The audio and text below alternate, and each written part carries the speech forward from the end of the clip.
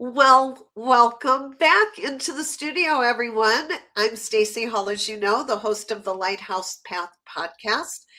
And this is where we discuss ways to be able to shine the light on our customers and our clients so they know how much we care about them. Because we've always heard nobody cares how much you know until they want to know how much you care.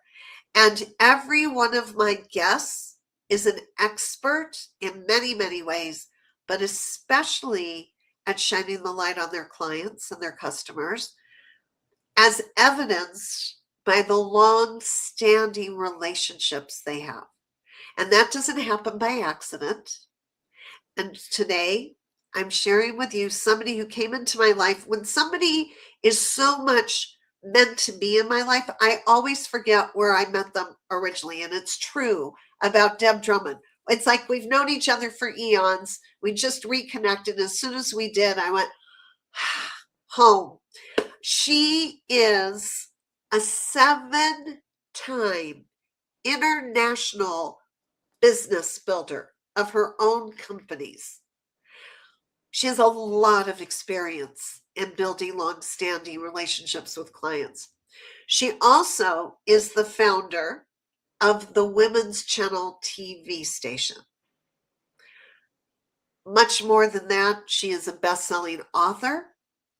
She creates summits that draw not thousands of people, millions of people. She provides media training. She provides leadership training. She provides community building training. I don't think there's anything Deb can't train on. She's also sought after at the Emmys and the Oscars. She is in politics. She's in celebrity worlds, and she is in the business world. So, Deb, from all of those perspectives, I cannot wait to start this interview. It's so fun to be here. I love hanging out with you. Well, look, we're same, right? We're same. Same. Except Same, you're same. doing, truly, she's doing what I love to do on a bigger scale, and she started younger. So you can only imagine how much admiration I have for this woman. So, Deb, there are very specific ways that you have built into all of your businesses to make your clients feel appreciated, loved, celebrated. And that's when I think of you.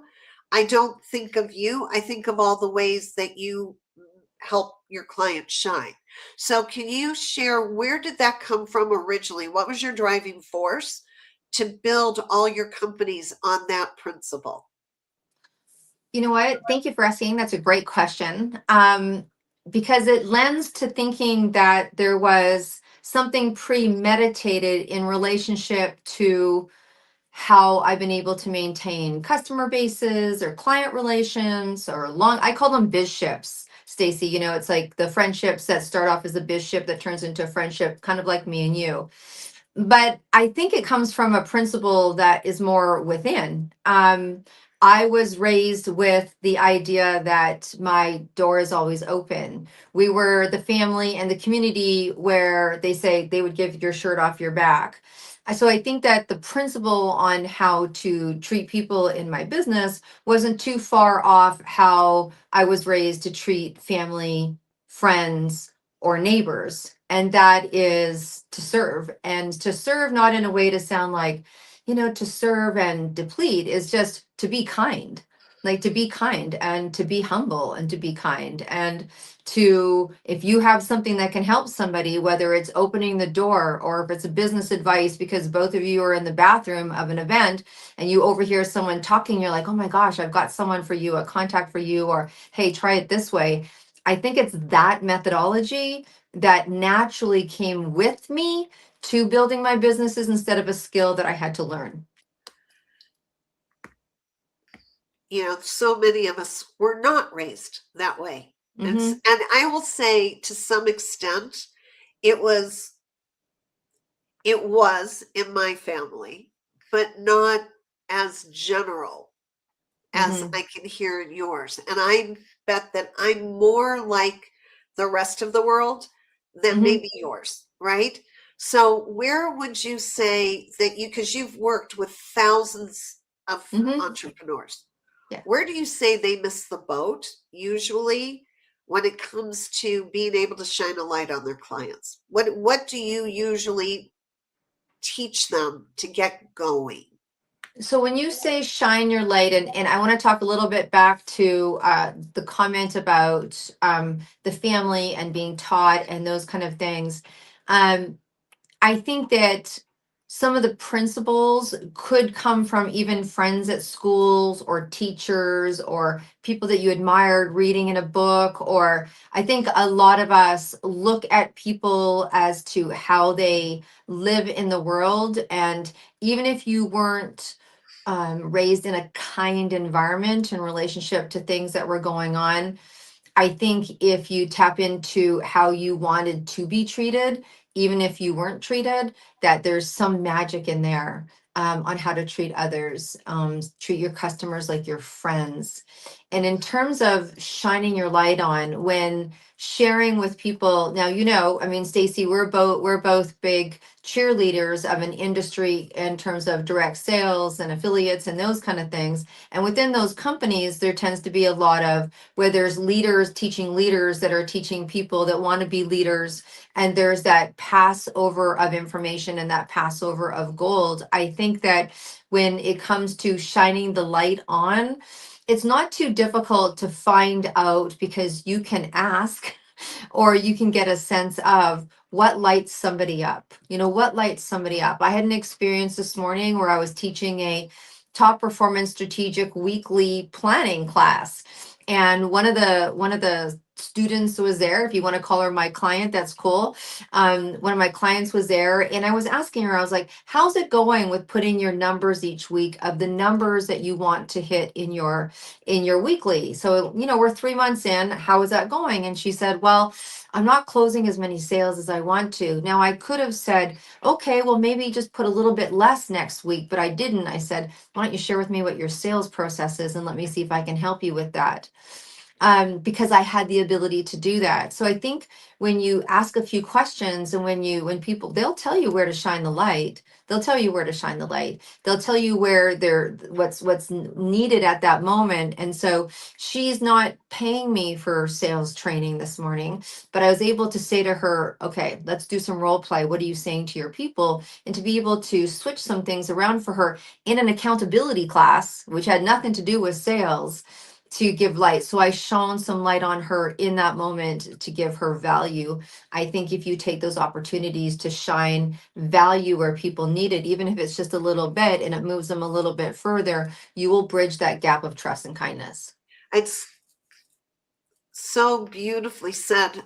Go back and watch the replay of this podcast to get every nugget that Deb just said, because what she's talking about is listening for where to give value. And you use those words, that's the gist of it, is rather than what I see oftentimes, people are prepared for what they want to say, right? It's like, okay, you talk, then I'll talk.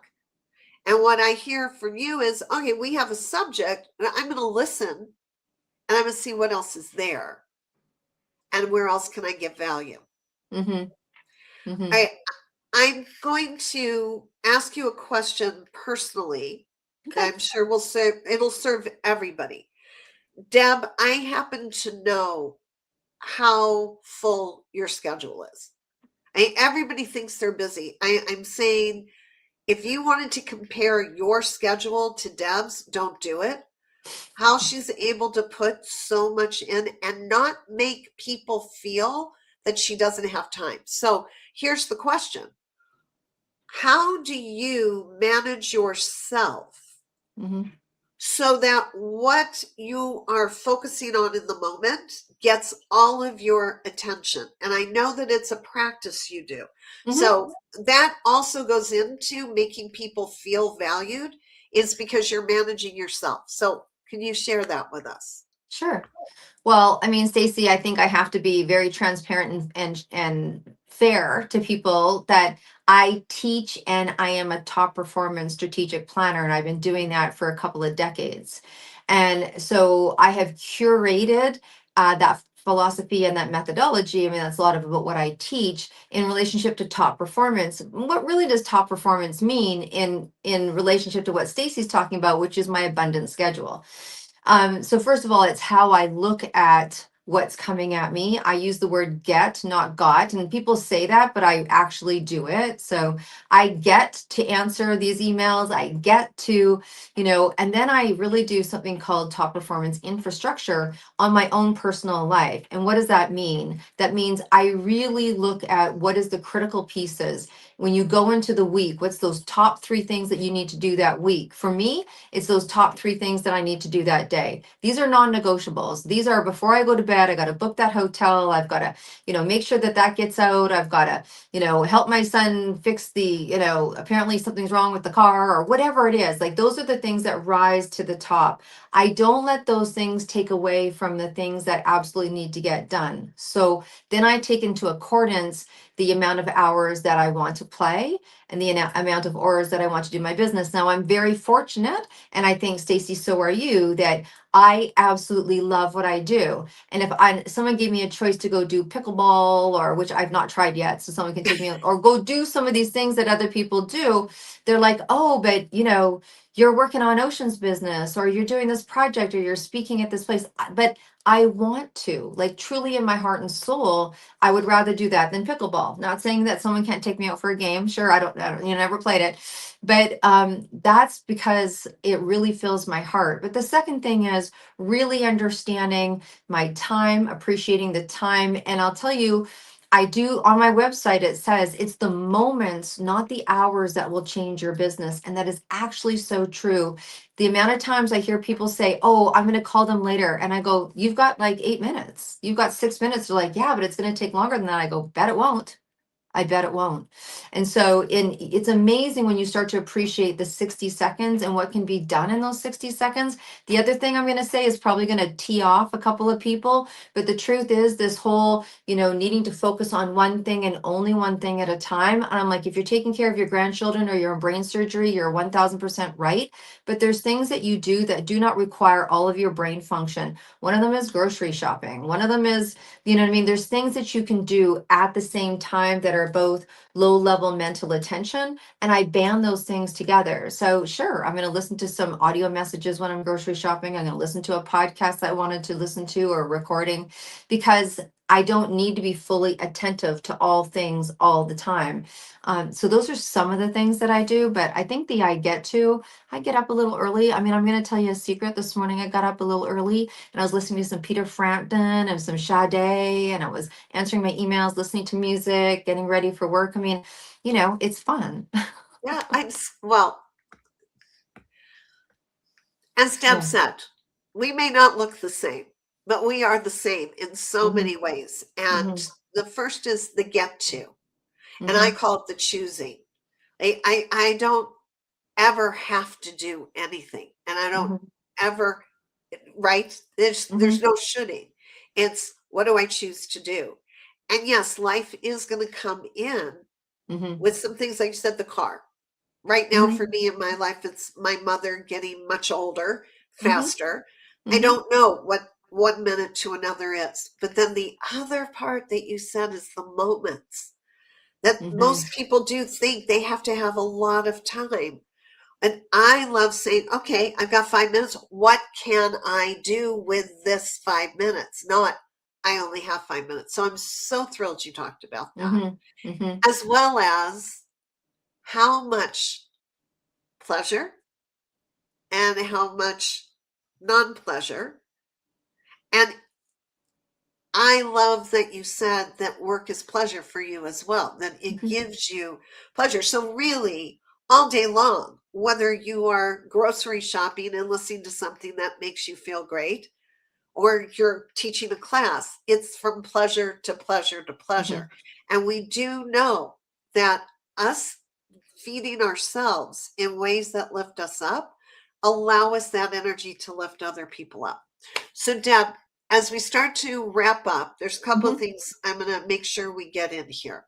One is if you had one piece of advice if I was speaking for you based on what you said, I could guess, but just in case, one piece of advice for every entrepreneur if they want to have long lasting client or customer relations, what would it be? Let's go there. Wow.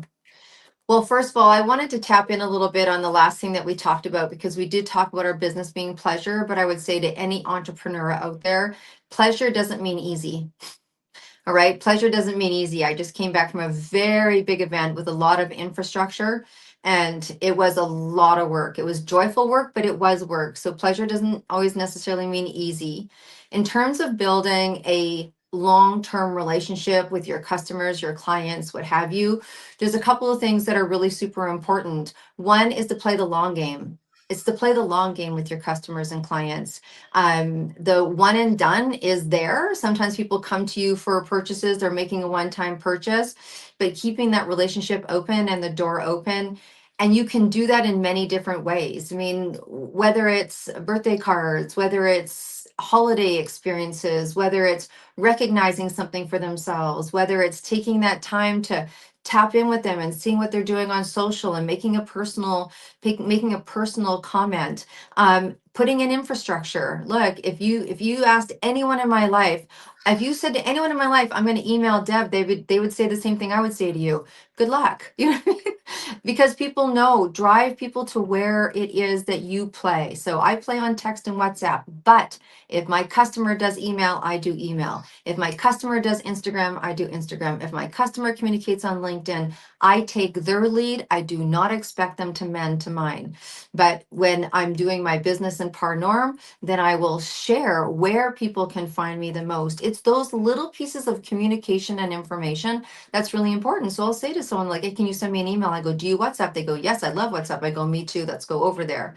So I think it's about fulfilling what it is that's going to make their life easier, having a true, genuine experience when you have one.